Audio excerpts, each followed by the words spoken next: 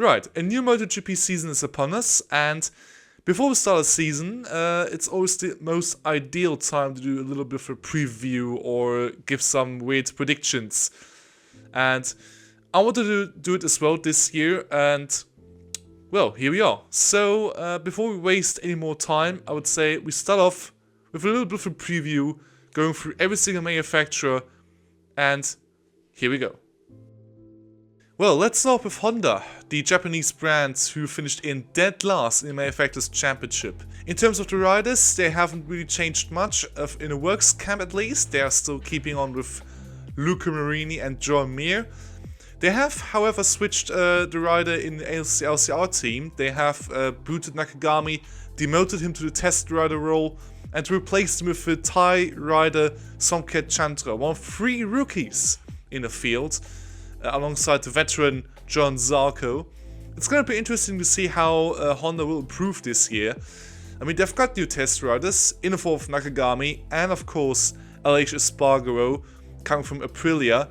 They've got a new development manager as well, with Romano Abisiano, coming with quite a lot of experience to Honda. So maybe they can actually improve their bike. I mean, it would be some sort of progress if John Mir wouldn't crash every single race or something like that. This would be a decent step up, but maybe a few more big points positions this year would also be a nice thing to see. Honda needs to be at the front. The Japanese brand, always synonymous with the legends of the sport, Mick Doohan, Valentino Rossi, Marc Marquez, and of course Casey Stoner for 2 years. So Honda needs to be at the front, man, and I would hope maybe not this year, maybe not next year, but for 2027 they need to be at the front. But maybe this year would be the start of something big. Yamaha, yeah, they have impressed us all in the Sepang tests with some strong times on Quartararo. And, well, their Thailand tests weren't as impressive, but I think Yamaha will make a step up. They've got quite a lot of testing mileage, and they've also got a new test rider in the form of Augusto Fernandez, and they've actually got a satellite team now with Pramac coming from Ducati. Whilst I'm not the biggest fan of Jack Miller and Miguel Oliveira, I think they have quite a lot of experience, and I think this will really help Yamaha moving forward in the future. Probably not this year. I think, they will not be able to fulfill their testing promise.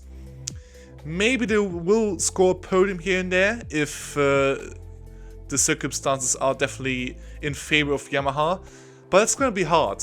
It's going to be really hard. And I do pray that Alex Rins will stay fit this year. I mean, this poor guy, he was injured for like 2 years in a row, and he needs to have a clean year, actually get back into business. And I would surely hope that Alex will get back into it, but I'm not that confident at the moment, but let's see. Maybe I'm wrong, and maybe Yamaha will dominate. Well, KTM, yeah.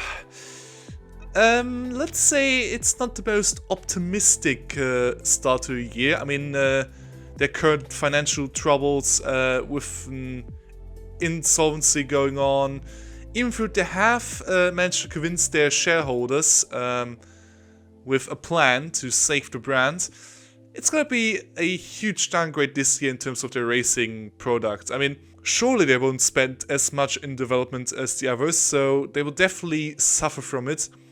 And this will also hinder the progress for Brad Binder and Pedro Acosta, especially Acosta, man. I mean, I do think he will improve from last year. He will definitely be the clear number 1 of KTM. And yeah, he's surely going to be frustrated with the lack of development, but c'est la vie. KTM definitely needs the money to save the brand, and Acosta's going to suffer. And we've got 2 more riders. We've got the Tech 3 team now back in Red Bull colors with Maverick Vinales and Enea Bastianini. Honestly, I'm not that optimistic. Both will really struggle hard, and the tests haven't been that convincing, but maybe they will surprise us both. Maybe they will, but honestly, I don't think so. Oh yeah, Aprilia, they really haven't got the best start already. Their world champion, Jorge Martin, is already injured. And they are quite lucky that Raul Fernandez has actually returned to the Thailand tests already, because otherwise they would have lost 2 of their 4 riders, with Marco Bezzecchi coming from Ducati and Ai Ogura being another rookie in the field, the second rookie I've already mentioned. And well, surely this will have delayed the development a bit, or at least the progress. It's going to be interesting for sure to see if Jorge Martin will be fit enough to actually fight for something during the year. I mean, he will not race in Thailand, so this is already a big downer for the Italian brand. But surely, I think when Jorge Martin is fit, he might actually challenge for a podium. I'm not going to say a win, because I know that Ducati will be quite strong, and Aprilia have their weaknesses. They've shown that in the past quite often.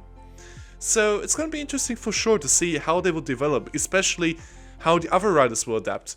What about Marco Bezzecchi? He was strong in 2023. He was terrible in 2024. Will it be better in 2025? Was 2023 a fluke year, or was it 2024? It's going to be interesting to see, and I do hope that Marco will show some of the promise from 2 years ago. And I'm kind of excited for Trackhouse as well. I mean, delivery isn't the best, and I'm not a fan of Raul Fernandez, and I don't think he will do much, but Ai Ogura, man, you know, I'm a big fan of him, so I may be biased, but I mean, surely he will be one of the better riders this year. I mean, if he stays fit, then why not? I mean, it would be quite cool to see a Japanese rider near the front. And now we have to talk about Ducati. I mean, the Ducati Cup will continue, of course. I mean, they have such a big advantage in comparison to the others. I mean, look at the tests. I mean, there was always a Ducati at the front. It was Alex Marquez at the front. I mean, surely the bike will be the best. Even the 2024 model will be better than most bikes on the grid. And, well, let's talk about the Works team, of course, with Pecco Bagnaia hungry for the championship again. And, well, his teammate, who is probably the champion in most books, Marquez, finally getting a competitive bike. I mean, the last year was quite competitive, but I mean, he had no chance against Pecco and Jorge with the 2023 bike. Like, he could do everything he wanted, but there was no chance. I mean, no chance. He was lucky he still beat Bastianini, but that's because Enea didn't have the best year, to be fair. Now it's going to be interesting to see with Mark and Pecco with the same bike. And, well, I'm going to be honest, I am also kind of excited for Gresini. They've got Alex Marquez, we know how good he is. He is definitely a decent midfielder, or a decent challenger at least. But what about Fermin Aldeguer? I'm gonna be honest, I was skeptical last year when he got signed, and he didn't have the best year. But I'm ready to be surprised. I mean, we've witnessed Fabio Quartararo. Literally, he didn't have the best time in Moto3, Moto2, and there he was in MotoGP, and bang, he was already the best rider on the grid, alongside Marquez in 2019. So, I do hope that Fermin will have a good year, and we see how he does. And what about the VR46 racing team? Yeah, I mean, they've got Franco Morbidelli, so he is probably mid. And honestly, I do hope that Di Giannantonio will be fit enough for this season, because he is not a bad rider, and he's so likable, man. And I do hope that Fabio will show his talent again. He will hopefully get another win in, and just have a great year. So, before we talk about my hot takes, let's talk about my picks for world champions. So, for me, it's clear, it's Marc Marquez. I mean, he was one of the better riders last year. I would even go as far to say he was the best one, considering he had the 2023 bike. And let's be honest, I think in Marc, with that bike and with the level that he is, you know, he will be unbeaten. I mean, he will have races where he will struggle, but the testing was so impressive. You know, his consistency, his average race times, his average sprint simulations, amazing. In my eyes, he will be the champion. If he isn't, then I'm going to be bitter surprised. And Rookie of the Year, also a award, and this time we can actually call it a competition. It will be Ayagura. You know, it's probably biased because, you know, he doesn't have the best cards. You know, he's with Trackhouse, he does have an Aprilia. And if you look at Aldegear, he has a Ducati. But honestly, I trust Ike. You know, I think that he has a good chance. And, you know, it really depends. Maybe I will be completely wrong and it will be a Somket Chandra domination.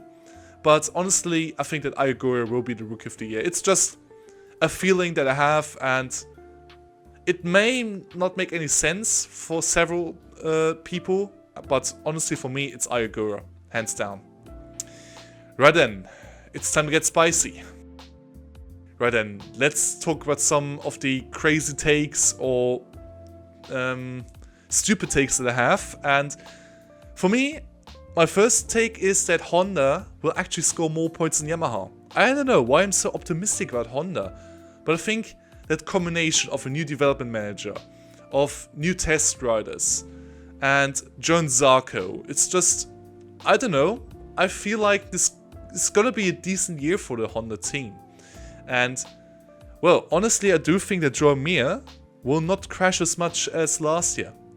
I mean, the last 2 years, Joao Mir crashed more than he probably finished races, which is kind of sad if you think about that. So that's one of my takes, but I've got 4 more. And the second take is that Vinales will actually win a race, and it will be his 4th manufacturer or fourth different bike that will actually win a race. And I don't know why, but I think it's gonna be a win at either Kota or where's Vinales also strong in somewhere at the beginning of this season, probably. Maybe even in Thailand, who knows? No, this won't happen. I mean, he will win, but it's gonna be a totally random win. You know, it may not even be deserved, but who knows? It's MotoGP, so everything can happen. And another take that I have is that Quartararo will actually score podium. Yes, Fabio Quartararo on that Yamaha will score podium. I don't know where, and I don't know how, but he will do it. I mean, maybe even Sepang, who knows? I mean, they were quite strong there. And I have that feeling that if they will score podium, there may be a little push forward for the entire team and for the entire manufacturer to actually go even higher up the grid, to maybe even regularly beat the KTMs, the Aprilias. Not challenge Ducati because they are miles ahead, but I do think that a podium is on the cards this year for Fabio. Also on the cards is that Alex Marquez will actually win multiple races.